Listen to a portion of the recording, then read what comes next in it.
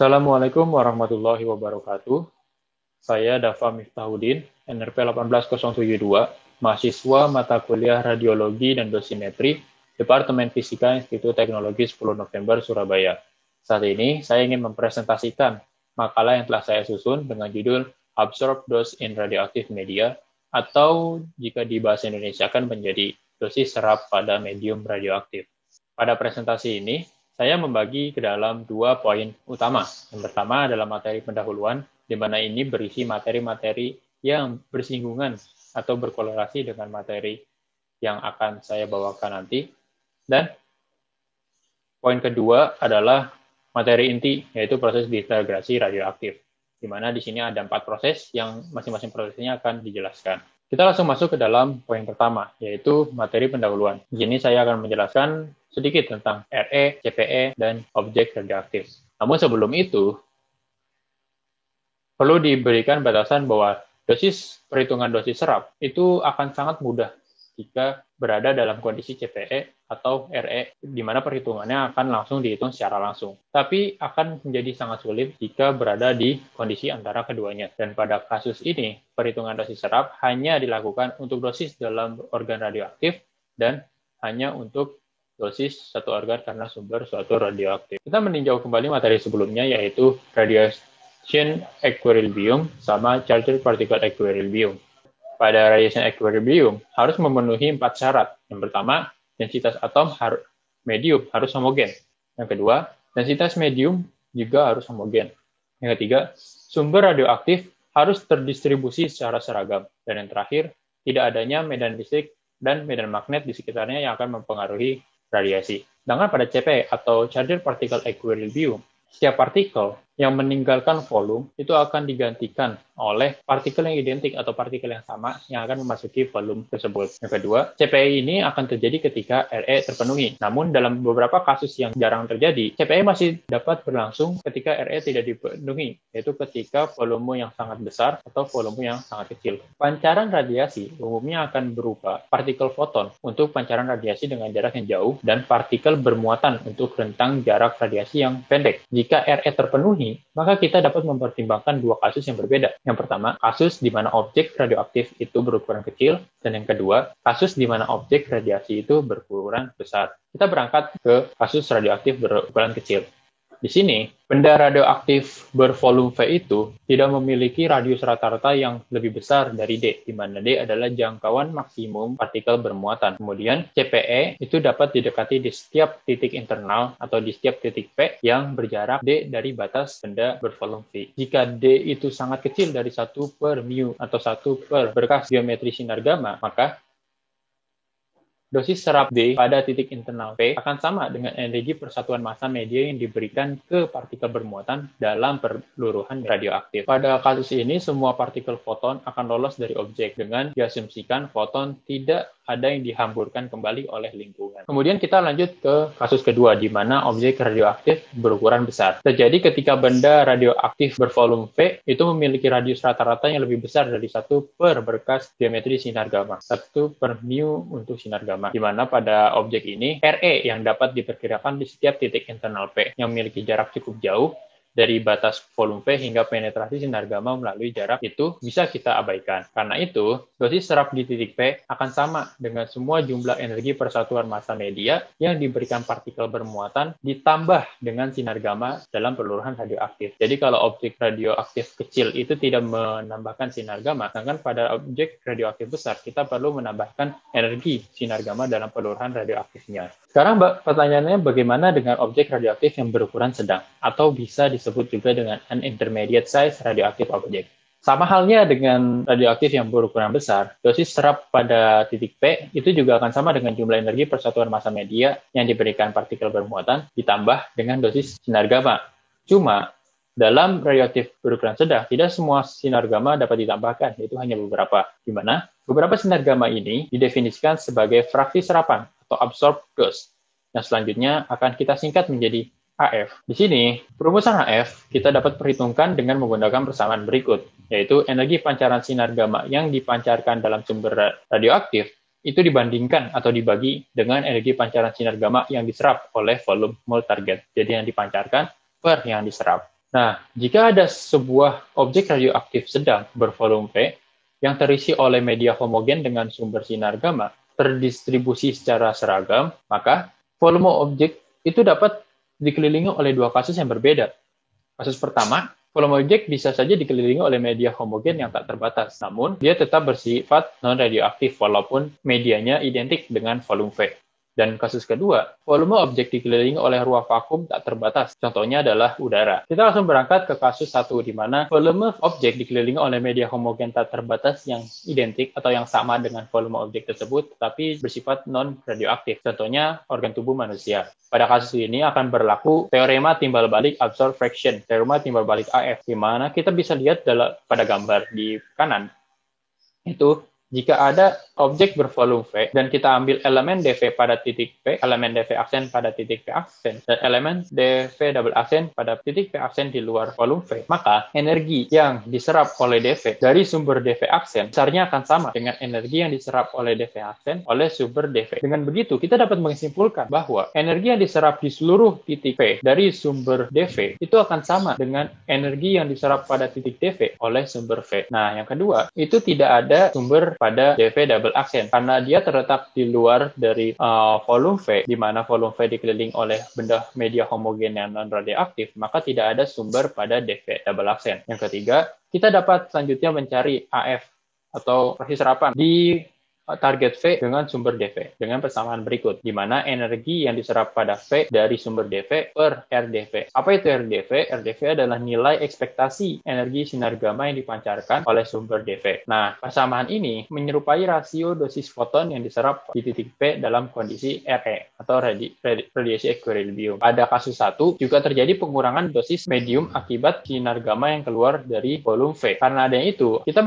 dapat mendekati AF dengan koefisien anitasi efektif rata-rata atau mu double aksen untuk fluence energi sinar gamma melalui jarak R dalam medium dengan menggunakan persamaan berikut, di mana kita mendekati dengan eksponensial karena terjadi sebuah peluruhan. Nah, jika terdapat banyak sumber energi atau polienergetik, maka kita perlu memperhitungkan rata-ratanya dengan menggunakan persamaan berikut. Kemudian kita berangkat ke kasus kedua, di mana volume objek dikelilingi oleh ruang vakum tak terbatas, yaitu udara. Pada kasus ini akan lebih sulit untuk dihitung, karena teorema timbal balik itu hanya dapat digunakan sebagai perkiraan akibat kurangnya hamburan balik dari lingkungan ke medium. Namun, kita masih tetap kasar dosis di beberapa titik dalam benda homogen yang seragam, dengan terlebih dahulu mendapatkan jarak rata-rata R dari titik ke permukaan benda. Kita menggunakan persamaan berikut. Dengan menggunakan hubungan μn sama dengan mu aksen, maka kita akan mendapatkan pada kasus kedua besar AF absorption dengan menggunakan persamaan eksponensial berikut. Kita masuk ke contoh soal pertama. Jika ada sebuah silinder berjari-jari A dengan tinggi H, maka berapa rata-rata jari-jari R dari titik tengah silinder ke batas permukaannya dengan petunjuk A sama dengan H per 2 sampai dengan 10 cm. Sebelumnya kita perlu menganalisa soal tersebut. Kita melakukan asumsi bahwa pusat sistem koordinat berada pada pusat silinder. Kemudian kita memperhitungkan jari-jari R dengan menggunakan persamaan 6 di modul yang telah saya susun, yaitu R sama dengan 1/4 pi, integral dari batas 0 ke pi, integral beta sama dengan 0 2pi R sin theta d theta d beta. Nah, karena silinder itu memiliki satu sisi selimut dan dua penutup, maka kita akan perlu mengintegralkan secara terpisah, yaitu pada dua tutup kita menggunakan 2 kali dengan R sama dengan H per 2 cos theta dan ditutup sebagai berikut. Dengan menggunakan operasi matematika dan mensubstitusi nilai petunjuk A sama dengan H per 2 sampai dengan 10 cm, maka akan kita mendapatkan jari-jari R sebesar 11,32 cm. Selanjutnya kita lanjut poin kedua. Pada dasarnya, setiap peluruhan radioaktif itu akan melakukan sebuah proses di salah satu dari keempat proses disintegrasi radioaktif ini, yaitu disintegrasi alfa, disintegrasi beta, transisi penangkapan elektron atau electron capture, dan konversi internal atau internal conversion. Setiap inti radioaktif yang dihasilkan oleh reaksi nuklir akan tidak stabil dan cenderung akan mencari konfigurasi yang lebih stabil dengan melepas partikel energetik atau energi. Contohnya pada tabel berikut. Nah, pada saat proses pelepasan ini, massa total, energi, momentum, dan muatan listrik partikel foton itu akan tetap atau kekal, di mana tidak ada terjadi perubahan sedikit pun. Selanjutnya kita masuk ke proses disintegrasi radioaktif. Mari kita masuk ke disintegrasi alfa. Salah satu contohnya adalah peluruhan radium menjadi radon yang memenuhi persamaan berikut. Tes tengah itu adalah waktu yang dibutuhkan untuk atom induk radium melurus tengah menjadi produk anak atau radon. Nah, pada proses ini, dua atom elektron pada radium akan lepas. Dengan adanya partikel alfa yang melambat, akan menangkap dua elektron pada radium untuk menjadi atom netral He42 dan menghasilkan energi sebanyak 4,78 mega elektron volt yang merupakan energi yang setara dengan penurunan massa sisa dari radium ke radon. Energi ini akan berupa energi kinetik dan energi kuantum yang selanjutnya akan dilepas. Kemudian kita bisa menghitung besar dosis serap pada disintegrasi alfa dengan bantuan diagram level energi pada proses peluruhan radium menjadi radon. Di sini kita mengasumsikan bahwa batas perhitungan dosis menggunakan batas non-stokastik dan kita dapat memperhitungkan kedua cabang melalui rasio percabangan rata-rata, yaitu energi pada alfa 2 dan energi pada alfa 1 kita jumlahkan hingga mendapatkan 4,77 mega elektron volt. Pada proses ini juga menghasilkan 0,8 mega elektron volt sinar gamma, sehingga pada kondisi CPE atau ketika objeknya kecil, itu besar dosis serap D bisa dihitung dengan mengalihkan energi alfa dari kedua percabangan dikali dengan N. Dengan N adalah jumlah disintegrasi per gram materi. Sedangkan pada RE, yaitu pada objek besar, dosis serap D itu perlu mengalihkan energi total, yaitu energi sinar alfa yang ditambahkan dengan energi sinar gamma yang kemudian dikalikan dengan jumlah disintegrasi per gram materi, mega elektron per gram. Selanjutnya adalah disintegrasi beta. Kita mempunyai dua situasi. Yang pertama, ketika inti memiliki kelebihan neutron, maka ia akan memancarkan elektron, yaitu partikel B- dengan nomor atom Z akan bertambah 1. Sedangkan jika inti memiliki banyak proton, maka akan memancarkan positron, yaitu partikel B+ dengan nomor atom Z akan berkurang 1. Pada emisi sinar beta akan meninggalkan banyak inti yang selanjutnya dibiarkan dalam keadaan tereksitasi atau di keadaan di luar. Ini menyebabkan pancaran satu atau lebih sinar gamma agar nantinya inti dapat kembali ke keadaan dasar. Kita masuk ke contoh. Selanjutnya kita masuk ke contoh disintegrasi pada elektron atau B negatif dengan menggunakan salah satu contoh peluruhan fosfor yang menggunakan sulfur. Nah, di sini akan menghasilkan energi kinetik 1,71 mega elektron volt yang akan terbagi menjadi dua, menjadi beta negatif elektron dan neutrino, di mana diagram levelnya tertera pada gambar. Neutrino ini tidak akan termasuk dalam hitungan dosis, karena neutrino tidak memiliki energi massa dan muatan. Bisa dibilang energi massa dan muatannya sama dengan 0. Energi yang dihasilkan kali ini akan setara dengan perubahan atau peluruhan massa dari fosfor ke sulfur. Selanjutnya adalah disintegrasi beta positif atau positron dengan menggunakan salah satu contoh peluruhan oksigen nitrogen. Di sini menghasilkan 1,73 mega elektron volt. Nah, berbeda dengan disintegrasi pada beta negatif, di sini terdapat pemusnahan positron akibat adanya elektron yang menghasilkan setara dengan 2 mu0 C kuadrat atau sekitar 1,022 mega elektron volt. Sehingga penurunan massa atom dari oksigen menjadi nitrogen itu akan menghasilkan energi sebesar 2,75 mega elektron volt. Bagaimana cara menghitung dosis serap pada disintegrasi beta? Jika kita mengasumsikan bahwa energi kinetik mereka semua pada proses peluruhan habis dalam integrasi tabrakan dan mengabaikan seluruh kehilangan radiasi Bremsstrahlung dan pemusnahan positron dalam pancaran, maka kita dapat menghitung dosis serap D pada kondisi CPE, yaitu dengan mengalihkan energi average energi rata-rata dikali dengan N, yaitu banyak disintegrasi per gram second. Begitu juga dengan RE yang ditambahkan dengan sinar gamma. Hal ini menyerupai dengan dosis serap pada disintegrasi alfa. Sebelum masuk ke poin ketiga, kita terlebih dahulu mengerjakan salah satu contoh soal berikut. Jika ada sebuah bola air berjari-jari 5 cm yang berisi distribusi muatan oksigen yang seragam dengan tingkat efektif aktivitas 10⁻⁶ disintegrasi per gram second, maka berapa perkiraan laju dosis yang diserap dalam gram second pada pusat bola? Kita perlu menganalisa soal ini, yaitu dengan N adalah jumlah disintegrasi gram per second, yaitu 10⁻⁶, dan karena diminta dalam bentuk gram per second, maka kita perlu membuat penyetaraan. Nah, Selanjutnya baru kita melakukan perhitungan. Kita terlebih dahulu menghitung dosis serap pada positron. Dengan energi average yang diketahui adalah 0,721, maka kita menggunakan rumus dosis serap pada kondisi CPE sebagai berikut. Hingga dengan memasukkan semua data yang telah diketahui, maka kita dapat dosis serap positron sebesar 1,155 kali 10⁴ kilo per second. Selanjutnya kita menghitung dosis serap pada sinar gamma. Dengan UN diketahui sampai dengan sekian, R atau jari-jari dengan sekian, AF, absorption fraction dengan menggunakan persamaan yang telah kita sebutkan tadi menghasilkan AF sebesar 0,15, lalu energi rata-rata sebesar 0,15 juga. Maka dengan memasukkan semua informasi ini ke dalam persamaan dosis serap sinar gamma dan dikalikan dengan penyetaraan, maka kita akan mendapatkan dosis serap sinar gamma sebesar 2,46 kali 10⁴ milimol kali per second. Dengan begitu, ketika kita sudah mengetahui dosis serap pada positron dan dosis serap pada sinar gamma, maka dosis serap totalnya hanya tinggal kita jumlahkan saja hingga mendapatkan dosis total sebanyak 1,40 kali 10⁴ kilo per second. Kita lanjut ke poin ketiga, yaitu transisi penangkapan elektron. Transisi penangkapan elektron itu terjadi ketika inti induk menangkap elektronnya sendiri dari kulit K yang kemungkinan terjadinya 90%, atau bisa juga penangkapan kulit elektron terjadi pada kulit L yang kemungkinannya hanya 10%. Pada transisi penangkapan elektron akan memancarkan neutrino monoenergetik. Nah, ini akan menyebabkan kekosongan kulit atom yang kemudian akan diisi oleh elektron yang orbitnya lebih tinggi. Nah, pengisian ini akan menyebabkan emisi sinar X fluorescent. Pada electron chapter, proses ini akan bersaing dengan positron. Contohnya adalah peluruhan natri Na menjadi Ne dengan waktu paruh di kedua cabang sekitar 2,60 tahun. Nah, sehingga kita dapat membuat reaksi persamaan di dua cabang yang berbeda.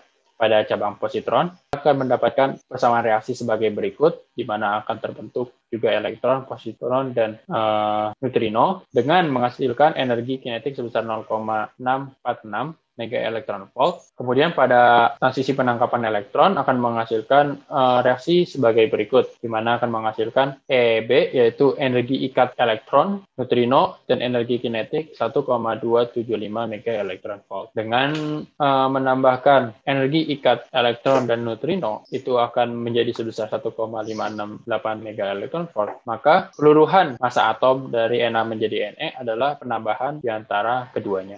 Nah, maka akan muncul diagram level energi peluruhan Na menjadi Ne sebagai pada gambar berikut, di mana terlihat bahwa peluruhan cabang positron itu bisa terjadi jika adanya penurunan massa atom minimum sebesar 2 μM0 antara inti induk Na dengan produk anak Ne.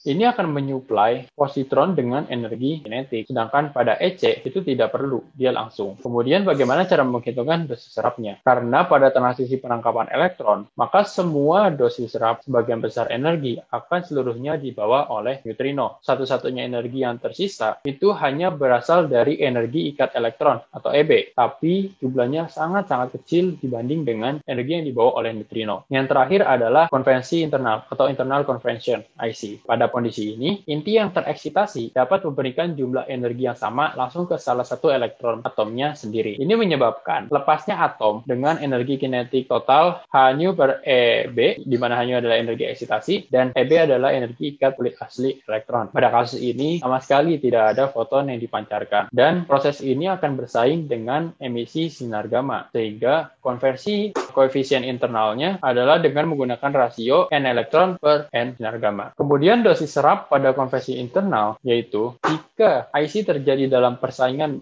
dengan sinar gamma, maka ini akan meningkatkan dosis serapan dalam benda kecil, yaitu dalam kondisi CPE, karena penetrasi sinar gamma akan seluruhnya digantikan oleh elektron berjarak pendek yang memiliki energi yang hampir sama, sehingga energi pada IC akan sama seperti yang telah disebutkan sebelumnya, yaitu H nu min EB. H nu adalah energi eksitasi dan EB adalah energi ikat elektron. Selain itu, pada proses ini seluruh energi pengikat elektron itu akan seluruhnya dikontribusikan atau seluruhnya masuk dalam dosis serap, kecuali jika ada yang lolos, itu akan menjadi sinar X fluoresensi. Nah, ketika ada yang lolos, maka fraksi P yang setara dengan 1 dikurang absorption fraction dari sinar X, maka energi yang disalurkan per kejadian IC untuk dosis dalam kondisi CPE itu akan memenuhi persamaan berikut. Nah, dengan menggunakan pendekatan P didefinisikan sebagai eksponensial min UN sama kali jari-jari, YKL adalah potensial, dan HNUKL adalah energi sinar X tertabulasi yang dipancarkan karena akibat adanya energi yang lolos dari dosis serap. Bola air berdiameter 10 cm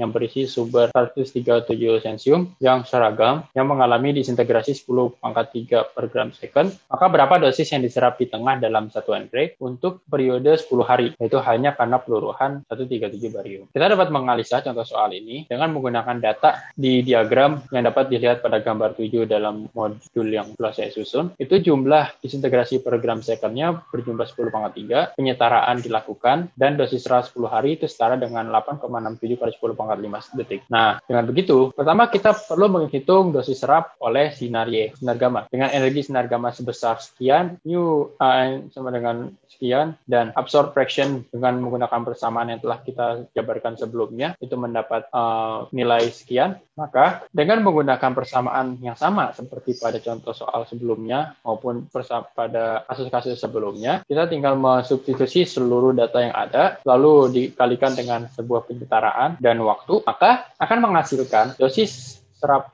pada sinar gamma sebesar 1,17 kali 10⁻². Selanjutnya kita menghitung dosis serap pada konveksi internal di kulit K. Dengan data yang telah diketahui YK atau fluorescence yield sebesar 0,9, mu sebagai energi eksitasi sebesar 0,032 MeV, mu n sama dengan 0,3, HNU, terus PK juga dengan menggunakan persamaan yang telah kita sebutkan sebelumnya menghasilkan 0,52, maka dengan mensubstitusi semua data-data yang ada dalam persamaan dosis serap konvensi internal K di kulit K dan mengkalikan dengan penyetaraan, maka akan menghasilkan dosis serap konvensi internal pada kulit K sebesar 6,99 kali 10⁻³ Day. Yang terakhir, kita juga perlu menghitung konvensi internal dosis serapnya pada kulit L. Dengan menggunakan data yang diketahui sebelumnya tadi, maka kita akan mendapatkan dan mensubstitusinya ke persamaan dosis serap konvensi internal di kulit L, kita akan mendapatkan dosis serapnya sebesar 1,65 kali 10⁻³ Gray. Karena kita tadi telah mengetahui dosis serap sinar gamma, kemudian dosis serap konversi internal di kulit K dan dosis serap konversi internal di kulit L, maka dosis serap totalnya kita akan menjumlahkan seluruhnya hingga menghasilkan 2,03 kali 10⁻² Gray. Terakhir, maka bisa kita simpulkan bahwa pendekatan umum untuk menghitung dosis di dalam atau di luar sumber radioaktif yang terdistribusi merata, itu kita dapat menggunakan dosis fraksi yang diserap atau fraksi serapan atau juga disebut absorb fraction AF yang rumusnya sudah kita jabarkan sebelumnya. Kemudian juga akan terjadi proses diintegrasi radioaktif, yang mana proses ini ada 4 bagian atau 4 proses yang berbeda, yaitu disintegrasi alfa, disintegrasi beta, transisi penangkapan elektron, dan konversi internal.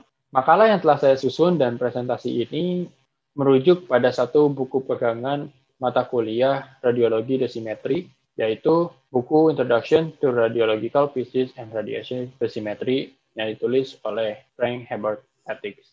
Itu saja yang bisa saya sampaikan di presentasi kali ini. Mohon maaf atas segala kesalahan penyebutan istilah ataupun kesalahan dalam penjelasan suatu istilah. Segala bentuk kekurangan, kesalahan, baik informasi maupun penyebutan istilah akan diperbaiki di kemudian hari. Terima kasih, saya Dafam Miftahudin, NRP 18072. Wassalamualaikum warahmatullahi wabarakatuh.